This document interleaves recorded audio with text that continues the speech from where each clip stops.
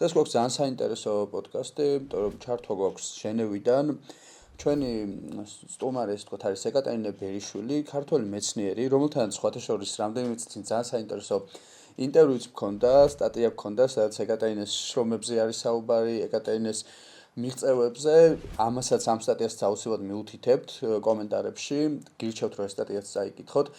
მოგესალმებით, ეკატერინე. პირველ რიგში გიოცავთ წარმატებას, რომელიც ცოტახცი შევიტყვეთ, მე პირადად ძალიან გამიხარდა და არა მარტო მე, ხო, იმიტომ რომ რაღაც ამ მნიშვნელოვანი მიღწევა, როდესაც საქმე ეხება დიაბეტს, კონკრეტულად ტიპი 1 დიაბეტს. ვიცით, რომ მისი, ესე ვთქვათ, დასტაბილურება, არ ვიცი სწორი ფორმა თუ ხდება, მაგრამ მისგან განკურნება შეუძლებელია დღეს და აი ამ დაავადებაზე რომ დავიწყოთ ალბათ საუბარი და შემდეგ იმ თავარ მნიშვნელოვან მიღწევაზე რომ ვილაპარაკოთ, რომელსაც თქვენმა გუნდმა თქვენი ხელმძღვანელობით მიაღწია.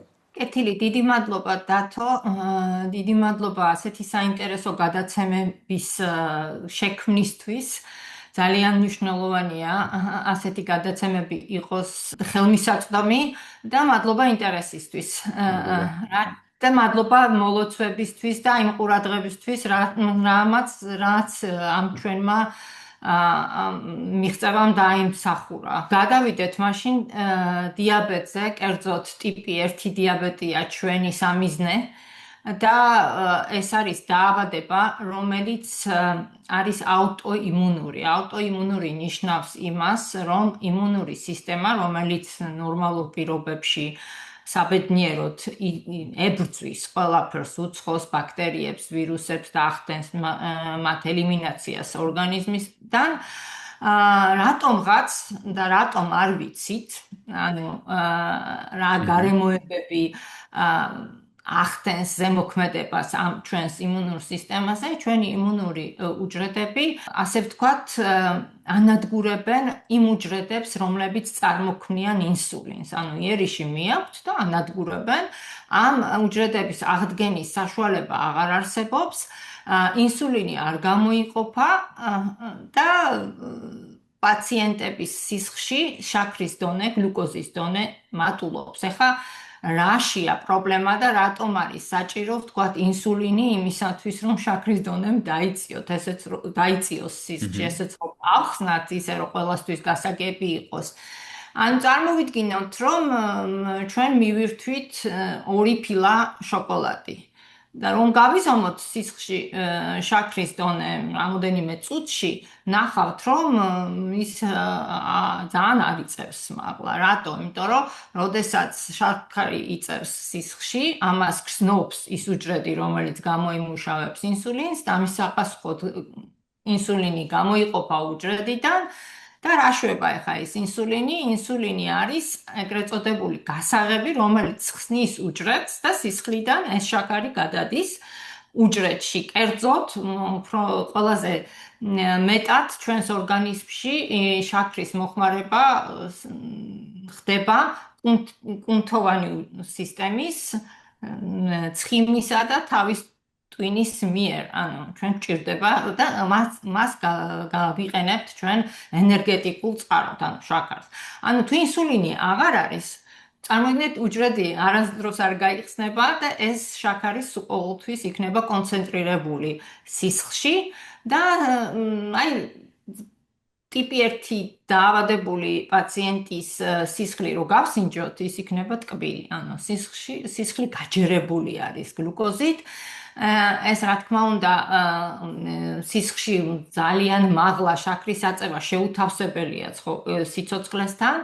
ამიტომ ასეთ პაციენტებს სჭირდებათ დღეში რამოდენიმეჯერ ინსულინის მიღება და შაქრის მონიტორინგი სისხლში, ასევე განუწყვეტლივ იმისათვის, რომ აკონტროლონ მისი დონე. აი ეს არის ტიპი 1 დიაბეტი და რა იწვევს ზუსტად მას, ჩვენ არ ვიცით. არის გენეტიკური წინასწარ-განწყობა, ეს ვიცით ზუსტად, მაგრამ აი მარტო გენეტიკას არ აქვს წამყვანი როლი და ეს ვიცით საიდან? ვიცით, რომ იდენტურ ტყუპებში 50%-ში ორივეს თუ აქვს ერთი და იგივე დნმ აქვთ, ხო? იდენტურ ტყუპებს კლონები არიან ფაქტიურად. და ორივეს თქვათ აქვს ამ მე-6 ქრომოსომაში ეს გენეტიკური წინასწარ-განწყობა, მაგრამ ერთს უვითარდება და მეორე შეიძლება არ გამოვითარდეს. ანუ ამახოლოდ და მხოლოდ გენეტიკური წინასწარ-განწყობა არ არის საკმარისი იმისთვის, რომ განვითარდეს ტიპი 1 დიაბეტი, არის ასევე სხვა ფაქტორები, აი სხვა ფაქტორები არ ვიცით რა არის და აქედან გამომდინარე ამ დიაბეტის მკურნალობა ძალიან რთულია, იმიტომ რომ ეტიოლოგია ბოლომდე არ არის გარკვეული. მეორე რატომ არის რთული? იმიტომ რომ არის ლატენტური და იწყება ძალიან წყნარად, კლინიკური ნიშნები როცა ყალიბდება და სახეზია უკვე ძალიან გვიან არის, უკვე დაგვიანებულია, უჯრედები უკვე განადგურებულია ეს ინსულინის წარმომქმნელი და აქედან გამომდინარე მათი რეგენერაციის მათ არ აქვს ამ რეგენერაციის პოტენციალი, იმიტომ რომ ღვიძლისგან განსხვავებით ღვიძლის აქვს ძალიან მაღალი რეგენერაციის უნარი. პანკრეას არ გააჩნია ასეთი უნარი, ამიტომ ეს უჯრედები რომ ნადგურდება, მათი ახლით ჩანაცვლება თუ არ მოხდა, მაშინ სხვა გზა არ არსებობს. ამიტომ გჭირდება ის ჰორმონი, რომელსაც ეს უჯრედები გამოიმუშავებენ, ეს გახლავთ ინსულინი. მე ვთვლი, რომ მე-20 საუკუნის დასაწყისში ჩვენ გვქონდა ესე დიდი მიღწევა და დიდი აღმოჩენა, ეს მეცნიერთა ჯგუფი ბანტინგი, ბესტი, კოლიპი და მაკლაუდის, ეს იყვნენ 4 მეცნიერი, რომელთაც უნდა უმადლოდეთ, რადგან ჩვენ გვაქვს დღეს ინსულინი, იმიტომ რომ ინსულინმა მაშინ იხსნა მილიონობით სიცოცხლე, იმიტომ რომ მანამდე ხალხი უბრალოდ იღუპებოდა. ტიპი 1 დიაბეტი იყო ლეტალური დაავადება.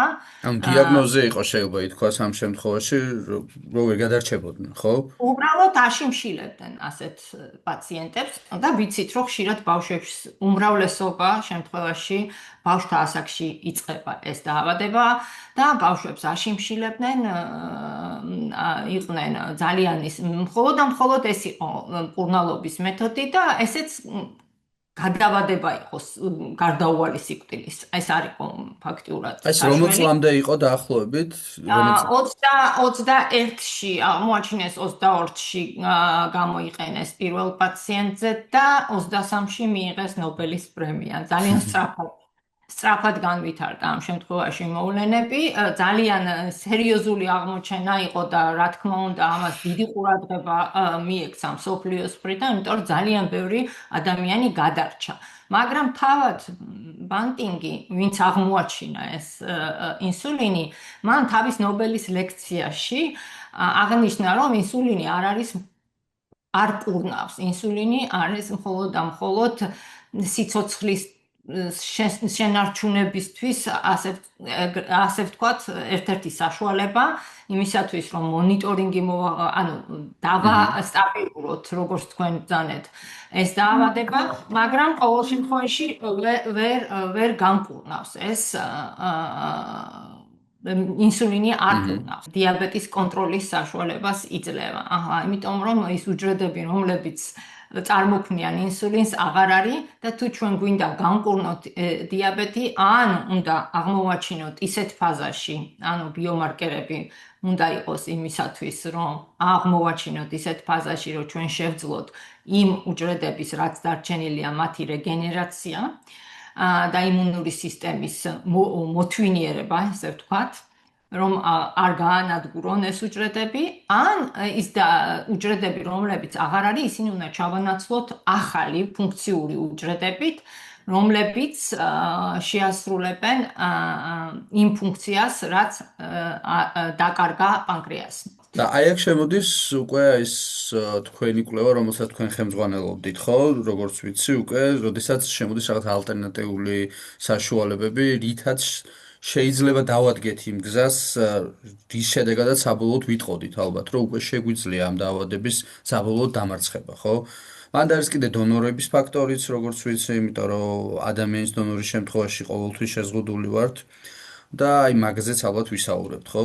დღეისათვის ჩვენ პაციენტებს შეგვიძლია შევთავაზოთ ან სრულიად პანკრეასის გადანერგვა, თლიანად, ან იმ უჯრედების, რომლებიც გამოიმუშავებენ ინსულინს. ეს ხდება დონორული ორგანოების გამოყენებით. ახლა მოდი დავიწყოთ პანკრეასით. პანკრეასი არის ძალიან ესეთი სპეციფიური ორგანო, ან უნიკალურია თავისი თვისებებით, იმიტომ რომ ერთი ორგანო აერთიანებს ორ სისტემას, ერთი გახლავთ საჭმლის მომნელებელი და მეორე გახლავთ ენდოკრინული.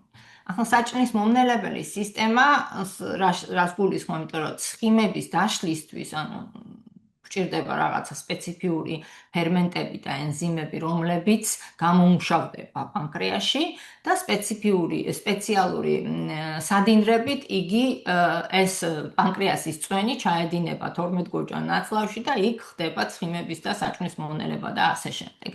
მეორე სისტემა გახლავთ ენდოკრინული. ანუ პანკრეასში ასევე არის ეგრეთ წოდებული ლანგერჰანსის კუნძულები. ეს ლანგერჰანსის კუნძული არის მინი ორგანო და გეტყვით რატომ.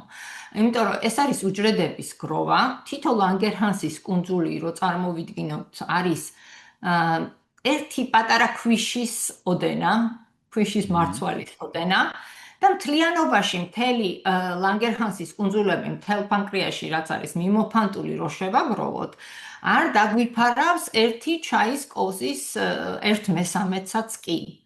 აი ძალიან ცოტა, ანუ დაახლოებით 2 მილიონი კუნძულია ერთ პანკრეასში მოსდილი ადამიანის, მაგრამ ესენი არიან მიმოფანტული არქიპელაგოებივით თელს ორგანოში, ამიტომ ქვია მას ლანგერჰანსის კუნძულები, ასე ვთქვათ, ლანგერჰანსის ქვია, იმიტომ რომ გერმანელმა მეცნიერმა აღმოაჩინა ეს კუნძულები და მის აღატიფსუნლოდ დაერქვა ლანგერჰანსის კუნძული. ამ კუნძულში არის სხვადასხვა სახის უჯრედები, რომლებსაც სხვადასხვა ფუნქცია აქვს. მოკლედ, ჩვენ გვაინტერესებს ერთი სახის უჯრედი, ეს ბეტა უჯრედია, რომელიც გამოიმუშავებს ინსულინს, მეორე არის ალფა, რომელიც გამოიმუშავებს გლუკაგონს. ეს არის ორი ერთმანეთის გამანეიტრალებელი ჰორმონი, ანუ თუ ერთი იმატებს, მეორე არეგულირებს, თუ მეორე იმატებს, პირველი არეგულირებს.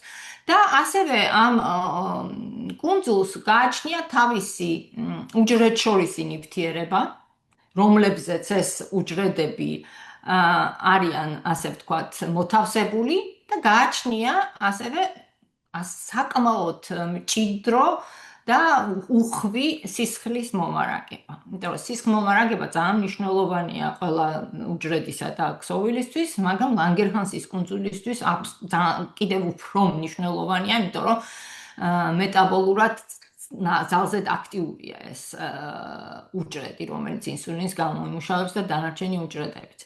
რატო? ეხლა პანკრეასის 1% შეადგენს სულ ეს ლანგერჰანსის კუნძულები და 15% სისხლის მომარაგებისა მოდის აი ამ ლანგერჰანსის კუნძულებზე. ახლა რაც შეეხება გადანერგვას, მოდი არ დაგვიწყებია ჩვენ ეს გადანერგვა.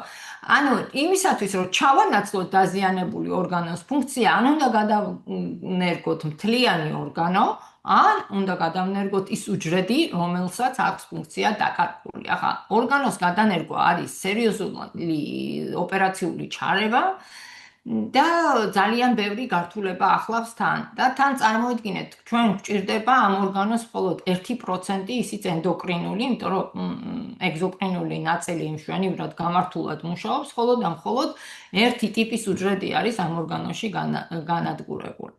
მაგრამ ეს ოპერაციები კეთდება, ანუ მთლიანი პანკრეასის ტრანსპლანტაცია სრულდება, ჩვენ შეგვიძლია შევთავაზოთ პაციენტებს, მაგრამ გარკვეულ ნაწილს ამ პაციენტების, იმიტომ რომ ესეთ პაციენტებს სჭირდებათ სიცოცხლის მიერი იმუნოსუპრესია. ამ მეთოდს ჩვენ თავაზობთ პაციენტებს მხოლოდ იმ შემთხვევაში, თუ მათ უკვე აქვთ გართულებები და თუ მათ უკვე სჭირდება თირკმლის გადანერგვა, იმიტომ რომ ტიპი 1 დიაბეტის ერთ-ერთი სერიოზული გართულება არის ნეფროპათია, რომელიც გახლავთ თირკმლის უკმარისობა და ასეთი პაციენტები არიან დიალიზზე და მათ ესაჭიროებათ თირკმლის გადანერგვა. თირკმლის გადანერგვას, რა თქმა უნდა, სჭირდება ასევე იმუნოსუპრესია, იმიტომ რომ ჩვენი იმუნური სისტემა მას წამში მოიცილებს თუ არ დავდგუნათ იმუნური სისტემა. აქედან გამომდინარე, რადგანაც თირკმელი არის უკვე გადანერგილი, ინერგება ასეთ პაციენტებში, ამ კატეგორიის პაციენტებს ჩვენ ასევე ვთავაზობთ პანკრეასის გადანერგვას. ძალიან ბევრი გართულება აქვს, როგორც მოგახსენეთ, მაგრამ ეფექტი გადასარევი. მეორე მეთოდი არის ლანგერჰანსის კუნძულები. უნდა გამოვყოთ პანკრეასიდან და ამ გამოყოფილი უჯრედების გადანერგვაც ხდება. ან ორივე მეთოდი დანერგილია უკვე 70-იანი წლებიდან, პანკრეასის გადანერგვა და 80-იანი წლებიდან, 80-იანი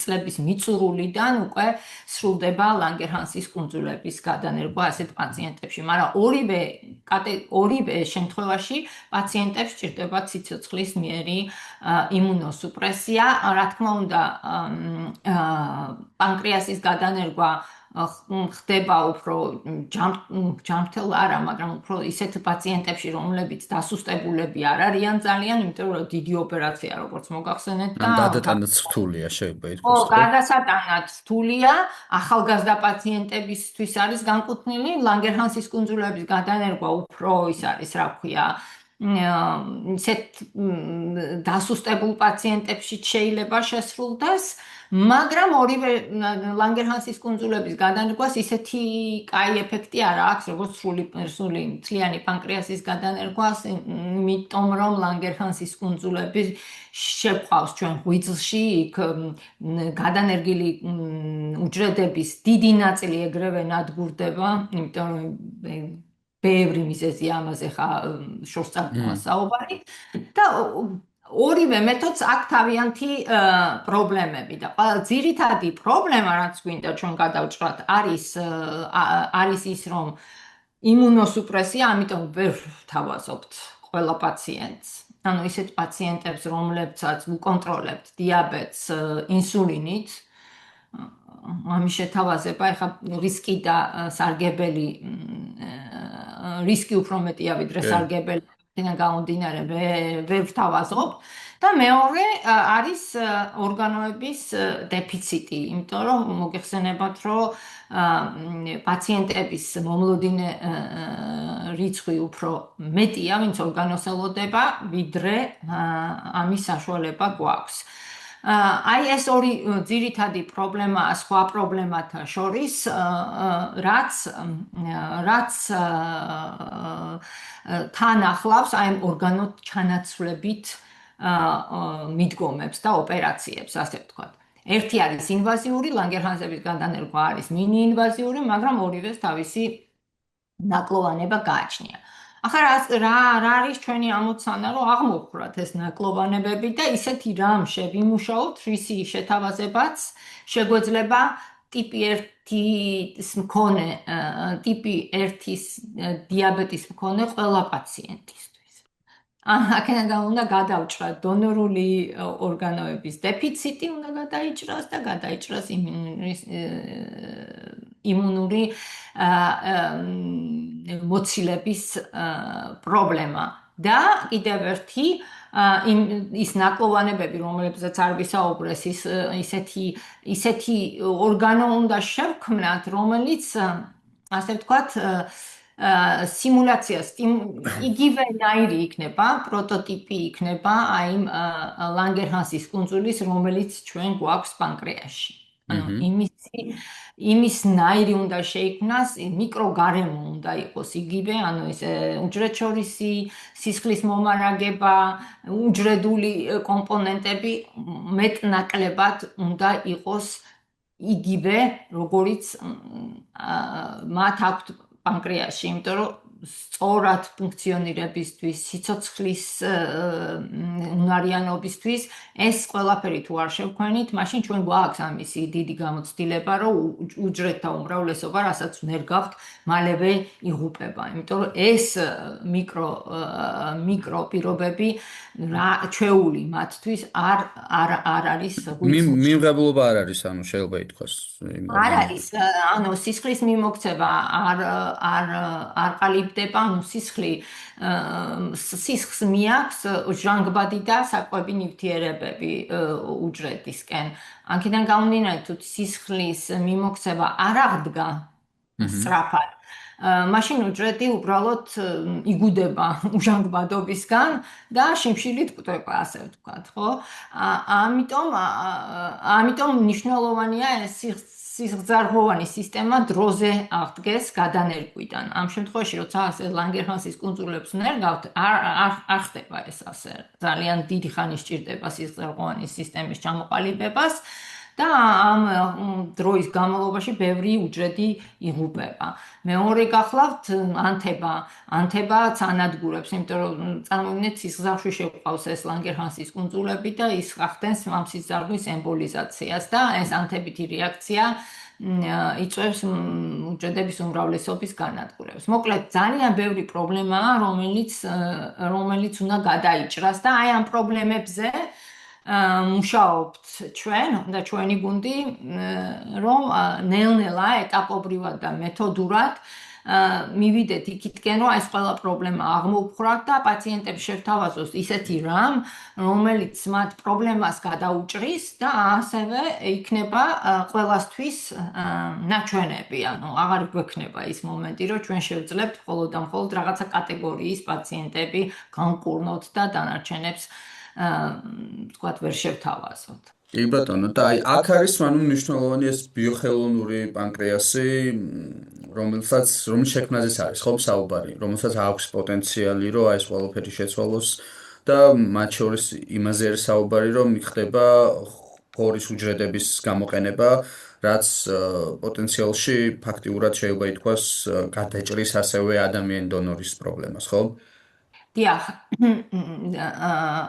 ეს არის ბიოხელოვნური ქვია, მაგრამ ხელოვნური ამ პანკრეასში არაფერი არ არის. ეს გახლავთ ენდოკრინული პანკრეასი, რომელიც არის შექმნილი ბიოინჟინერიის გზით, რომელსაც გააჩნია თავისი კარკასი, უჯრედშორისი ნივთიერება, რომელიც შევქმნილი ასევე ჩვენ, არის უჯრედები სხვადასხვა წყაროდან მიღებული, იმისათვის, რომ ჩვენ აღმოვხვრათ, თქვა, დიაბეტის პრობლემა, უკაცრავად ორგანოთა დეფიციტის პრობლემა, ამისათვის გვჭირდება ასე ვთქვათ, ულევი წყარო, უშრეტი წყარო ამ უჯრედებისა და სასურველია, რომ ეს იყოს ასე ვთქვათ, off-shelf ეძახიან ინგლისურად, ქართულად არ ვიცი რა ქვია, ანუ მზა პროდუქტი, რომელსაც აიღებ თაროდან გადმოიღებ და უკვე გამოიყენებ, მაგრამ ამ შემთხვევაში ეს პროდუქტი, ანუ ფარმაცევტული პროდუქტი გახლავთ ცოცხალი, ანუ უჯრედებისგან შემდგარი, ეს შეიძლება იყოს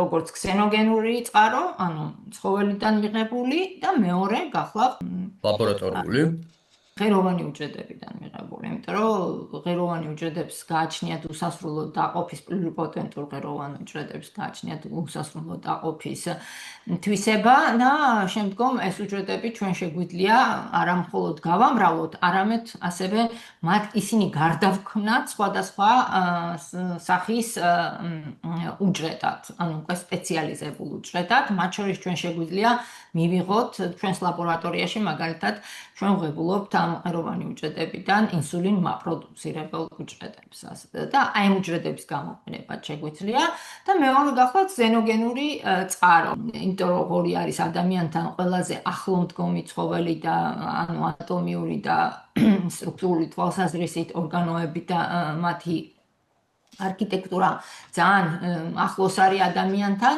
და ამ ორგანოების გამოყენების პოტენციალს დიდი ხანია განიხილავს მეცნიერება. იყო კიდევაც შემთხვევები, რომ გადაუნერგეს ბევრი წლის წინ პაციენტებს გული, თქვათ, მაიმუნისგან ადამიანზე ღორზეც იყო რაღაცა ექსპერიმენტები, მაგრამ არც ერთი არ დასრულდა წარმატებით და რატომ? იმიტომ რომ არის ანტიგენები, რომლის მიმართაც ადამიანს აქვს ბუნებრივი ანტისხეულები, რომლებიც ფხისიერად გამომუშავდება და ეგრევე ხდება მოცილება. მაგრამ დღეს აი ამ გენური ინჟინერიის, აი ასე ვთქვათ, სწრაფმა განვითარებამ უკვე ისეთი ხელსაწყოები გვაქვს ამ გენური ინჟინერიისთვის, რომ ნებისმიერ გენს ამოვიღებთ და ჩავსვამთ, სადაც გვინდა. ეს CRISPR-ით ხდება, CRISPR-ის გამოყენებით ხდება, ხო? და ბევრი სხვა ხელსაწყო, ასე ვთქვათ, ბიოლოგიური ხელსაწყო ამისთვის CRISPR-ი არის წამყვანი, რა თქმა უნდა, იმიტომ რომ CRISPR-ის აღმოჩენამ ძალიან დიდი ის გამოიწვია, წინ გადადგმული ნაბიჯი იყო და ძალიან დიდი საუკუნე გახსნა, ასე ვთქვათ, ამ სფეროში. და ის გენები, რომლებიც ამ ცილებს გამოიმუშავებდნენ, ამოიღეს უბრალოდ ყორებიდან 10 გენი, ეხა უკვე გვაქვს და ასევე ამოიღეს ყველა ეს გენი, მოკლედ 10 გენი მოაცილეს, ჩაასვეს ის გენები, რომლებიც ვთქვათ, იქ ანთების საწინააღმდეგოა, უფრო მიმღებლობას, უფრო განაპირობებს. და რაც ყველაზე მთავარია და მნიშვნელოვანია, რომ საშიში იყო ზოონოზები. ზოონოზები არის ინფექციური დაავადებები, რომლებიც შეიძლება გადმოვიდეს ცხოველიდან, გადმოხდეს ადამიანზე და ამიტომ ეს იყო ყველაზე დიდი საშიშროება და ამიტომ მორატორიუმი იყო დიდი ხნის განმავლობაში გამოცხადებული და აღარც ლაპარაკი იყო და საუბარი საერთოდ ცხოველებიდან ადამიანზე რაიმის გადანერგვის. და ეს გენებიც მთლიანად ამოიღეს ის გენები, რომლებიც პასუხისმგებლები არიან ამ ზოონოზებს. ასე ვთქვათ, დღეს გვაქვს ჩვენ გენეტიკურად გამოყვანილი ღორი, რომლის ვთქვათ, ნებისმიერი ორგანო შესაძლებელია გამოვიყენოთ ადამიანის იმისთვის, რომ ადამიანს გადაუნერგოთ ერთი ან ორგანო, ან უჯრედი ამ ცხოველიდან. მოკლედ ეს ერთი ის არის, უკვე ბევრი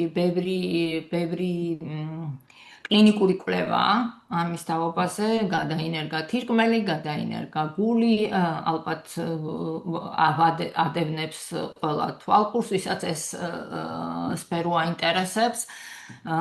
ბევრია ჰედლაინები და რა თქმა უნდა ჯერჯერობით სულ წარმატებას ვერ ვაღწევთ ამ მხრივ, მაგრამ ყოველთვის ესე იყო პირველი ღვიძლი რო გადაინერგა და პირველი გული წარმატებით არ დასრულებულა, მაგრამ ამას მოყვა ღორისგან გადანერგილი ეს გენმოდიფიცირებული ღორი, რომელიც ახსენეთ, საკმაოდ ხშირად არის ხოლმე ორგანოები მართლა, იმიტომ რომ ჩვენც ხშირად გვიწევს ხოლმე ამ მართლობრივ გაშუქება, მართლა რა ვიცი, რამდენიმე თუ არ გავა, რომ რაღაც მნიშვნელოვანი ორგანოს გადანერგვაზე არ გავიგოთ ღორის დონორისგან, ანუ და ფაქტია, რომ აქ ხრივ მაშკარად წინ მივიწევთ და ანუ ესე იგი საბოლოო ჯამში შეგვიძლია აქედან გამომდინარე ვთქვათ, რომ შეგვიძლია აი ეს პანკრეასის გადანერგვაც, მაგრამ მან მაინტერესებს ესეთი დეტალი, ანუ როგორც ვიცი ეს კლინიკურ კვლევებზე ჯერ არ ჩაშვებულა, ხო? როგორც ვიცი რომ რაღაც კვლევებში წარმატებას მიაღწია, მაგრამ არ არის კლინიკურ, ანუ ადამიანზე ჯერ არ გამოცდილა, ხო, როგორც ვიცი.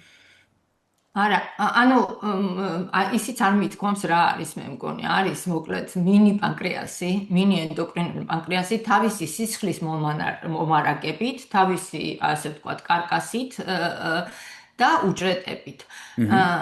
გადანერგვის შემდეგ ვნერგავთ ამას კანქვეშ ან ისეთ ადგილზე, სადაც არ არის საჭირო დიდი ქირურგიული ჩარევა, იმიტომ რომ ტრავმა რო ავიცილოთ თავიდან და ასევე ადვილი რო იყოს მონიტორინგი, ასე ვთქვათ, გადანერგვის შემდეგ და ძალიან სწრაფად აღიდგენს სისხლის მიმოქცევას, ანუ გადანერგვიდან ეს ორგანო, იმიტომ რომ მას უკვე აქვს ჩვენ ჩავაშენეთ, ასე ვთქვათ, წინასწარ ეს სისხლძარღვოვანი სისტემა და როცა ვნერგავთ, მას თავისი სისხლძარღვოვანი სისტემა აქვს და ის ანუ რეციპიენტის, ანუ ვისაც ვნერგავთ, იმის სისხლძარღვოვან სისტემასთან კონტაქტს ძალიან სწრაფად ამყარებს.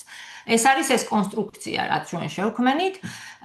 რაც შეეხება საცდელ მასალას, ეს გახლავთ 25 გრამის მქონე პატარა თაგვი, რომელიც იყო დაავადებული დიაბეტით, რომლებსაც გადაუნერგეთ ეს კონსტრუქციები, ანუ ეს მინი პანკრეასი, ასე ვთქვათ, და განვკურნეთ დიაბეტისგან. აი ამ ეტაპზე ვართ ახლა.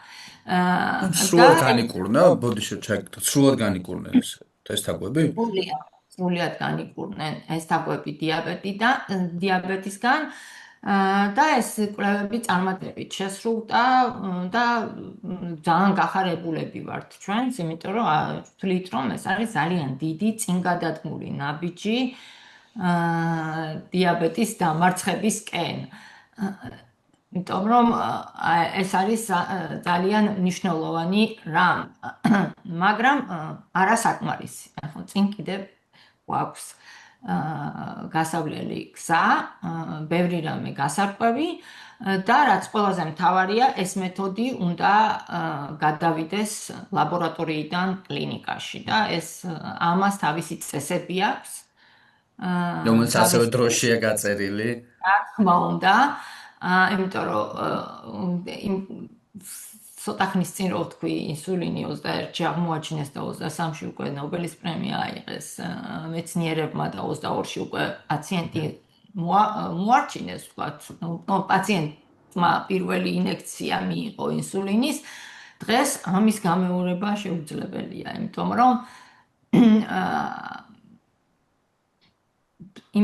რომ ბევრი მარეგულირებელი ასე ვთქვათ, აგენტოა და ბევრ პირობას უნდა ვაკმაყოფილებდეთ, რომელიც პრინციპში ძალიან მნიშვნელოვანია პაციენტების უსაფრთხოებისთვის. მაგრამ მაინც ხდება ხოლმე ისეთი რაღაცეები, ვთქვათ, მაკიარენის შემთხვევა ალბათ გაგიგიათ, რომელიც იყო ერთ-ერთი უდიდესი სკანდალი მე-20 საუკუნე იყო თუ 21-ე აღარ მახსოვს, მაგრამ ყოველ შემთხვევაში ხდება ისეთი რაღაცეები, რომელიც არ უნდა მოხდეს, არაკეთილსინდისიერ ხალხს რადალებს და აქედან გამომდინარე ეს მარეგულირებელი სააგენტოებიც უფრო და უფრო ამკაცრებენ თავიანთ რეგულაციებს და აქედან გამომდინარე დროშიც იწელება ამ ტრანსლაცია, ვთქვათ, გადასვლა მეთოდის ლაბორატორიიდან კლინიკაში. ბუნებრივია, უბრალოდ ახლა თან საუბრობთ დაავადებაზე, რომელიც ძალიან ბევრ ადამიანს აწუხებს, კონკრეტული ციფრები იყო, რამდენიმე მილიონ ადამიანზე იყო საუბარი მარტო ევროპაში, ხო, თუ ვწდები, რომელიც არის ამ ტიპ 1 დიაბეტით დაავადებული და ჩვენს როდესაც ეს გავაშუქეთ, იქ ჰარდის ჰქონდა რაღაც და იქ კომენტარები იყო ძალიან ბევრი იმაზე, რომ როდის და ანუ მან ხვდები რეალობას, რომ ადამიანებს შეიძლება თვითონ არ ქონდეს ეს პრობლემა, მაგრამ ვიღაც მაინც ყავს ერთი ადამიანი ნაცნობი, ახლობელი, შეიძლება ოჯახს ერგოს, რომელიც ამ მდგომარეობას ებძვის და ის უმართლა ეს მოლოდინის რეჟიმია და ამიტომ რა თქმა უნდა ბუნებრივია, რომ რაც უფრო სწრაფად იქნება ეს გვირჩენება, რომ თქვენს არ იყოს რეგულაციები მან მნიშვნელოვანია. და აი აქედან გამომდინარე მიჩნდება მე კითხვა და რა თქმა უნდა ბუნებრივია მაყურებელსაც სვენელსაც გაუჩნდება. აი თქვენ როგორ წარმოგიდგენიათ დროის ფაქტორი, ანუ როგორ შეიძლება იყოს ეს გაწერილი, დაახლოებით თუ შეგვიძლია რაღაც ოპტიმისტურის გამოვთქვათ და პესიმისტურიც რო გამოვთქვათ, აი მოლოდინები როგორია ამ ხრივ? კეთილი, მოკლედ რა ეტაპზე ვართ ახლა ჩვენ მივახციეთ საკმაოდ მნიშვნელოვან შედეგს, რომელმაც მიგვიყვანა გაცილებით ახლოს დიაბეტის განკურნებასთან, ვიდრე ვიყავით მანამდე, მაგრამ ეს არ არის საკმარისი იმისთვის, რომ ვიზეიმოთ დღეს, იმიტომ რომ ჯერ კიდევ ბევრი რამ გვაქვს გადასაჭრელი და იმისათვის, რომ ეს მეთოდი გადავიდეს ლაბორატორიიდან კლინიკაში, ამისათვის ძალიან კომპლექსური გზა უნდა გავიაროთ. ახლა რას გულისხმობ ამაში?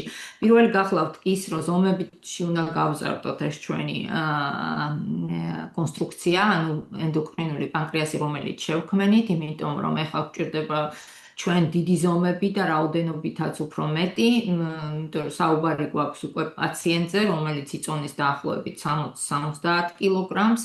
აქედან გამომდინარე, რა თქმა უნდა, თაგვის ზომებისგან განსხვავდება. ეს პრობლემაა გადასაჭრელი, მაგრამ ეს ყველაზე მცირეა ეს პრობლემა, ჩვენ არ გვაშინებს, ვიცით წინასწარ რომ ამის გაზრდა ზომებში შევძლებთ. მეორე პრობლემა გახლავთ ის, რომ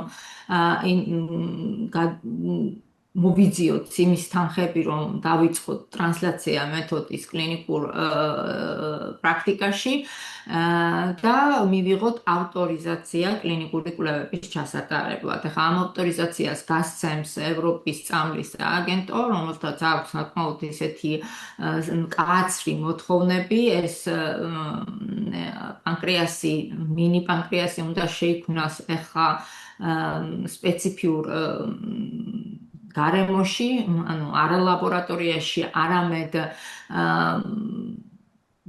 ასერტიფიცირებულ ლაბორატორიაში, ასე ვთქვათ, სადაც გაკონტროლდება ნებისმიერი რეაგენტი, ჰაერი, სტერილურობა და ასე შემდეგ, სიაგრძელია და მხოლოდ ამის შემდეგ შეუძლება მივიღოთ ავტორიზაცია პირველი ფაზის კლინიკური კვლევის ჩასატარებლად. ეს პირველი ფაზის კლინიკური კვლევა მოიცავს იმას, რომ უნდა გავარკვიოთ, რამდენად უსაფრთხოა ეს მეთოდი, რამე სხვა არ ავნებს პაციენტს, ამიტომ გვჭირდება მოხალისეები ამისთვის, რამოდენიმე პაციენტი. ეს მოხალისე უნდა შეირჩეს სპეციფიური კრიტერიუმებით, ამ კრიტერიუმებს ჩვენ დავადგენთ აი ამ არეგულირებელ სააგენტოსთან ერთად, როგორც მოგახსენეთ, აქ რისკი და სარგებელის ამბავია და რისკი არ უნდა აჭარბებდეს სარგებელს. აი ამ უსაფრთხოების დადგენის შემდეგ და იმის შემდეგ, რომ ავწუნდებით, რომ ეს მეთოდი არის უსაფრთხო, გადავდივართ მეორე ფაზაზე, მეორე ფაზა გახლავთ უკვე ეფექტურობის დადგენა, ანუ რაოდენობრივად უფრო მეტი პაციენტი გჭირდება, მეტი მოხალისე გჭირდება იმისათვის, რომ ჩვენ დავადგინოთ, აქვს თუ არა ნამდვილად მას ეფექტი ადამიანებში, ისეთივე როგორიც ჩვენ ვნახეთ, თქვათ, ცხოველებში. და მესამე ფაზის კვლევა უკვე უფრო ფართომასშტაბიანი კვლევაა, სადაც ხანგრძლივი მონიტორინგი ხდება, ამ გვერდითი მოვლენები იქნება თუ ასე ვთქვათ, თერაპიული ეფექტი, ასე შემდეგ. მოკლედ, ეს გახლავთ ეს პროცესი საკმაოდ გრძელია, ამიტომ ოპტიმისტური ჩემი პროგნოზი გახლავთ დაახლოებით 5 წელი მინიმუმ. და პესიმისტური კიდევ უფრო მეტი, არ ვიცი. ახლა იმიტომ მიჭირს ამაზე საუბარი, ვიცი, რომ ძალიან ბევრი პაციენტი ელოდება, იმიტომ რომ თითოეული პაციენტისთვის ყოველი დღე არის პრობლემა, იმიტომ რომ მათ სჭირდებათ განსაკუთრებით საქართველოში, იმიტომ რომ არ არის ადვილი ევროპაში მაგალითად ხელმისაწვდომია, ვთქვათ, ინსულინის ტუმბო, ესე ვთქვათ, სპეციფიური დანადგარი და სენსორები, ანუ შაქრის მონიტორინგის, ასე ვთქვათ, აპარატები, რომელიც უმაგრდებათ პაციენტებს მხარზე, ისახდენს განსაზღვრას სისხლში შაქრის დონის და გადასცემს შემდგომ gadgets, ვთქვათ, მობილურ ტელეფონზე გაქვს ჩვენება, ანუ თუ მოიმატა შაქარმა, შემდგომ ამ ტუბოს დააპროგრამებ, ან თვითონ სიგნისა დახურული უწყვეტი ესეთი რკალია და ეს ტუმბო არის ისე დაპროგრამებული, რომ მან უნდა შეიყვანოს ზუსტად იმდენი ინსულინი, რაც იმ წუთას სჭირდება პაციენტს. ეს არ არის ხელმისაწვდომი. ყველასთვის საქართველოში არიან ერთეული პაციენტები, რომლებთაც აქვთ ამის საშუალება, მაგრამ უმრავლესობას ამის საშუალება სამწუხაროდ არ აქვს. და ეს არის ძალიან ცუდი, რა თქმა უნდა, და ამიტომ ესეთი პაციენტი, რა თქმა უნდა, სულ მოუთმელად ელოდება ამ მეთოდს და იმასაც ელოდება, თუ რა ეღირება ეს მეთოდი, იმიტომ რომ ხელმისაწვდომი უნდა იყოს ჩემი აზრით, არ ვიცი, ბევრი ზოგჯერ საქართველოში არაპოპულარულია ესეთი აზრი, მაგრამ მე ვთვლი, რომ ჯანმრთელობის მკურნალობა და ჯანდაცვა და განათლება უნდა იყოს უნივერსალური და ყველასთვის უნდა იყოს ხელმისაწვდომი, მიუხედავად იმისა, მდიდარი ხარ თუ ღარიბი. ანუ ამას უნდა უზრუნველყოფდეს სახელმწიფო და პაციენტი არ უნდა დარდობდეს ამის შესახებ. აქედან გამომდინარე, ესეთი პაციენტები, რა თქმა უნდა, ამას ელოდებიან. ჩვენი მეთოდი, ჩვენი მიზანია, რომ შევქმნათ ისეთი რამ, რომელსაც შევთავაზებთ ყველა პაციენტს, არ ეღირება ეს ისეთი ფასი, არ იქნება ელიტებისთვის ეს მკურნალობა, მხოლოდ იქნება ხელმისაწვდომი ყველა პაციენტისთვის და ყველა ქვეყნისთვის, იმიტომ რომ ქვეყანა უნდა დაფაროს, ყველაფერს თავის ხარჯი აქვს, მაგრამ ამას ფარავს სახელმწიფო და სახელმწიფოს უნდა შეეძლოს ამ ხარჯების თავის თავზე აღება. ძალიან დიდი მადლობა ჩვენთან ერთად რომ იყავით და ძალიან დიდი მადლობა რომ ამ საქმეს ემსახურებით, იმიტომ რომ ამაზე პირდაპირ დამოკიდებულია ადამიანების სიცოცხლე. თქვენთან მაშინ რომ მქონდა ინტერვიუ, მაშინ ახსენეთ კიდევაც რომ მინდოდა რომ სიკვდილს შევბრძოლებოდიო, ასეც თქვა ახსენეთ მე მგონი და აგერ რამდენიმე წლის შემდეგ კიდევ საუბრობ და ამ ხრივ ბევრად დიდი პროგრესი გაქვთ როგორც ხედავთ, ხო და წავედევს გისურვებთ მოკლედ და რა ვიცი ქართველებისთვის მაინც ორმაგად სასიხარულოა ალბათ რომ ასეთ მნიშვნელოვან პროექტში ქართველი მეცნიერია ჩართული და ხელმძღვანელობს. მადლობა. თუ რამე არ გაქვთ შემთხვევით კიდე დასამატებელი, შეგვიძლია ალბათ დავამშვიდობოთ. დიდი მადლობა დათო, ძალიან კიდევ ერთხელ ძალიან მნიშვნელოვან საქმეს აკეთებთ, ძალიან მომწონს თქვენი პოდკასტები, თქვენი გადაცემები, თქვენი მიერ გამოქვეყნებული სტატიები, ძალიან დიდ დროს უთმობთ და საკმაოდ ეს ნიშა არ იყო ესე კარგად განვითარებული და თქვენ ამას აქცევთ ძალიან დიდ ყურადღებას და მოხარული ვარ, ძალიან მხარს გიჭერთ თამაში. და რა ვიცი, მე მგონი ბევრი ვისაუბროთ და აღარ დაგტვირთავთ არც მაყურებელს. დიდი მადლობა დაგემშვიდობოთ. მადლობა ძალიან დიდი. და ჩვენს მაყურებელსაც, ჩვენელსაც მადლობა ჩვენთან ერთად რომ იყავით. შევხვდებით შემდეგ ეპიზოდში. თქვენ კი შეგიძლიათ გამოიწევოთ ჩვენი არხი როგორც Facebook-ზე, ასევე YouTube-ზე. დროებით.